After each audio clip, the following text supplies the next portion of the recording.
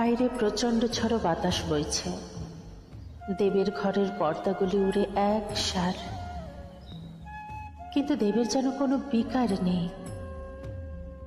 Rocking চেয়ারে বসে ইচ্ছে মতো চুরুট টেনেই যাচ্ছে।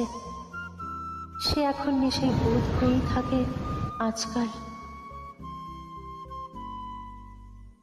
হুড়মুড়িয়ে পারুর আগমন। দেবকে দেখে বলে ওঠে,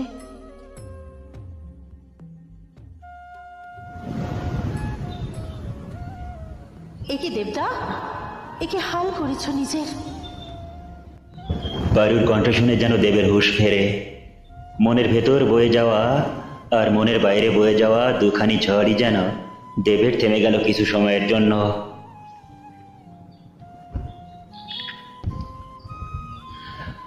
পারুকে দেখে দেব বলে ওঠে, ওই পারু, এতদিন পর তুমি কি মনে করে এলে আমার ঘরে? দেবদা, তোমার ঘরে আসতে আমার বুঝি অনুমতি চাই? আমি সব সময় এসেছি।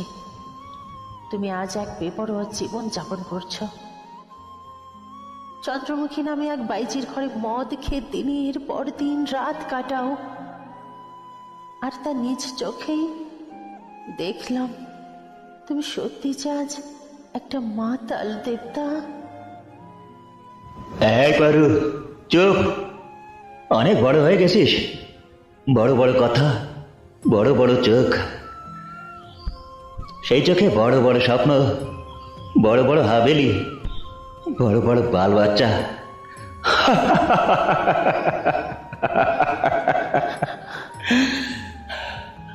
আরে কাঁদছো কেন পারু? এদিকে আসো, আজ তোমাকে আমার কাছে রাখা তোমার কিছু জিনিস ফেরত দেব। দেবদাস কারুকাজে ভরা এক কাঠের বাক্স খুলে পারুর দেয় সেই জিনিসগুলো দেখতে শুরু করে। দেবদা, তুমি আমার এই পায়ের নুপুরখানি আজও রেখে দিয়েছ। ছোটবেলায় কতবার চুরি করে আমার নুপুর রেখে দিতে তোমার কাছে, আমাকে কাঁদাতে। সেই কান্না আজও কাঁদিয়ে যাচ্ছ দেবদা। দেবদা, মদ ছাড়ো না গো, এবার বিয়ে করো। আমার কথাটা একটু শোনো তুমি এবার। শুনেছি তোমাদের ওখানে ভালো ভালো মেয়ে আছে। আমার জন্য একটা মেয়ে দেখো।